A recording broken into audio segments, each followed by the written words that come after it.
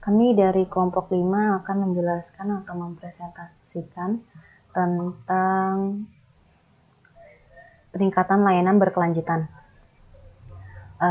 Peningkatan layanan berkelanjutan itu merupakan proses-proses yang direkomendasikan untuk mengevaluasi dan meningkatkan kualitas layanan TI guna menyesuaikan perubahan kebutuhan bisnis yang didukung layanan TI. Tujuan dan lingkup CSI. CSI bukan merupakan sebuah tahapan terakhir dari siklus hidup layanan TI, namun lebih tepat dikatakan sebagai pembungkus dari 4 tahapan ITIL lainnya. Sebagai pembungkus berarti CSI itu merupakan kumpulan proses untuk melakukan evaluasi dan peningkatan terhadap seluruh proses-proses di tahapan lainnya, baik dalam hal peningkatan kepuasan pelanggan maupun efisiensi biaya. Lalu manfaat CSI bagi organisasi itu ada 6. Yang pertama itu peningkatan bertahap dan terus-menerus, khususnya dalam hal kualitas layanan dan ketepatan biaya. Yang kedua, memastikan layanan-layanan TI senantiasa sinergis dengan bisnis. Yang ketiga, peningkatan efisiensi biaya, waktu, dan sumber daya. Keempat, identifikasi peluang-peluang perbaikan dan peningkatan. 5, memenuhi permintaan tingkat kualitas layanan. Dan terakhir, menciptakan kekuatan berkompetisi. Aktivitas CSI itu ada 5. Yang pertama, mereview, menganalisis, dan membuat rekomendasi peluang-peluang perbaikan dalam setiap tahapan siklus layanan TI. Yang kedua itu mereview dan menganalisis hasil pencapaian service level management. Yang ketiga, mengidentifikasi dan melaksanakan kegiatan-kegiatan untuk meningkatkan kualitas layanan TI serta meningkatkan efisiensi dan efektivitas proses manajemen layanan. Yang keempat, meningkatkan efektivitas biaya layanan TI, dan terakhir memastikan penerapan metode-metode manajemen kualitas. Pengukuran pencapaian teknologi informasi. CSI bertujuan untuk melakukan peningkatan layanan TI service melalui peningkatan proses-proses manajemen layanan dan peningkatan unjuk kerja komponen-komponen TI pendukungnya. Harus dapat terukur. Terdapat 3 hal yang diukur dalam CSI, yaitu teknologi, proses, dan layanan. Teknologi. Ini merupakan pengukuran terhadap suatu komponen, umumnya terkait dengan unjuk kerja komponen, ketersediaan, dan lainnya. Contohnya itu kecepatan koneksi jaringan komputer dan daya tahan sebuah server. Yang kedua itu proses matriks. Pengukuran unjuk kerja proses manajemen layanan umumnya diukur dalam bentuk critical success factor dan key performance indicator untuk tiap-tiap proses layanan. Contohnya itu proses availability management diukur dengan seberapa sering sebuah server mati dan seberapa lama waktu hidupnya kembali. CSF merupakan sesuatu yang harus terjadi jika kita menginginkan sebuah proyek, rencana, atau layanan TI supaya berhasil sukses. KPI, ukuran pencapaian sebuah CSF dengan mengukur. Contohnya itu ada compliance, apakah staf telah bekerja sesuai SOP, quality, bagaimana efektivitas dan efisiensi proses yang berjalan, performance, bagaimana kecepatan dan akurasi aktivitas proses, value, apakah proses berkontribusi terhadap pencapaian tujuan. KPI, kualitatif, apabila pencapaian CSF diukur pada aspek kualitatif layanan. CSF, peningkatan kualitas layanan TI. KPI, contohnya 10% peningkatan kepuasan pelanggan dalam penanganan insiden dalam periode 1 tahun. KPI kuantitatif, apabila pencapaian CSF diukur pada aspek kuantitatif layanan. CSF, penurunan biaya TI. KPI, 10% penurunan biaya penanganan insiden dalam 1 tahun.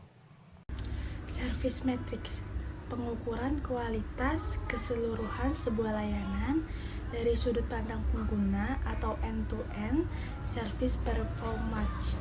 Kecepatan loading sebuah layanan website, kecepatan layanan email mengirimkan ke alamat tujuan, waktu ketersediaan layanan ATM dalam 1 bulan.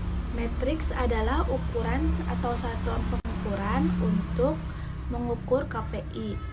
Measurement adalah hasil pengukuran masing-masing variabel pengukuran. Contoh CSF, meningkatkan kepuasan pelanggan oleh service desk. KPI, persentase penanganan masalah oleh service desk secara langsung sebesar 10% dalam 1 semester. Matriksnya persentase jumlah insiden tertangani terhadap jumlah insiden total yang terjadi. Measurement, jumlah total insiden dan jumlah insiden yang tertangani. Metode implementasi CSI. ITIL merekomendasikan 3 metode atau pendekatan, yaitu 1. Siklus Deming, 2. CSI approach, 3. 7-step improvement process. 1. Siklus Deming atau Deming cycle. ITIL mengadopsi pendekatan model 4 tahapan perbaikan proses manajemen yang dikenal sebagai siklus Deming yang diciptakan oleh Edward Deming. Siklus Deming merekomendasikan perubahan perbaikan dilaksanakan tidak sekaligus, namun melalui peningkatan tahapan-tahapan kecil yang terus-menerus melalui tahapan-tahapan plan, do, check, act. Tujuan utama siklus Deming adalah kestabilan proses perbaikan terus-menerus. Plan adalah meliputi aktivitas pengukuran kondisi saat ini, menentukan tujuan atau to be, melakukan gap analisis, menentukan metode, dan menentukan rencana aksi. Do adalah mengalokasikan semua sumber daya yang dibutuhkan dan melaksanakan proyek perubahan dan mengelola proses-proses atau proyek. Check adalah melakukan evaluasi apakah target proyek telah tercapai atau belum dengan membandingkan hasil pengukuran sesudah proses, peningkatan dengan baseline, dan target pencapaian yang ditetapkan di tahapan plan. ACT adalah menindaklanjuti hadap semua hal yang telah dilakukan dan mencari peluang peningkatan dan perbaikan yang masih dapat dilakukan. Output tahap ini menjadi input bagi tahapan plan. 2. CSI approach. ITIL merekomendasikan manajemen TI melibatkan unit atau departemen bisnis dalam mengambil keputusan inisiatif perbaikan apa yang harus dilakukan yang paling memberikan keuntungan lebih bagi bisnis. ITIL merekomendasikan 6 pertanyaan dan tahapan CSI approach untuk memastikan inisiatif CSI benar-benar menguntungkan dari sisi bisnis maupun TI. Saya akan melanjutkan apa yang sudah dijelaskan oleh para. Nomor 1, what is the vision? Sebelum melaksanakan proyek apapun, penyedia layanan TI perlu memahami tujuan jangka panjang dari bisnis dan apa hubungan proyek tersebut dengan tujuan bisnis tersebut. 2. Where are we now? Mengenali posisi layanan dan organisasi saat ini atau sebagai data baseline, baik dalam hal bisnis, sumber daya manusia, proses maupun teknologi. 3. Where do we want to be? Menentukan target yang ingin dicapai melalui proyek tersebut yang terukur dan mungkin dicapai dalam jangka pendek. 4. How do get there? Dirumuskan rencana CSI atau plan detail penyelesaian gap atau pencapaian target perbaikan dalam waktu dekat, menengah, dan jangka panjang. 5. Did we get there? Meliputi aktivitas pemantauan, pelaporan, dan evaluasi selama proyek perbaikan berjalan hingga selesai, dan dipastikan apakah proyek telah berhasil meningkat proses layanan TI dengan melakukan pengukuran unjuk kerja sebenarnya.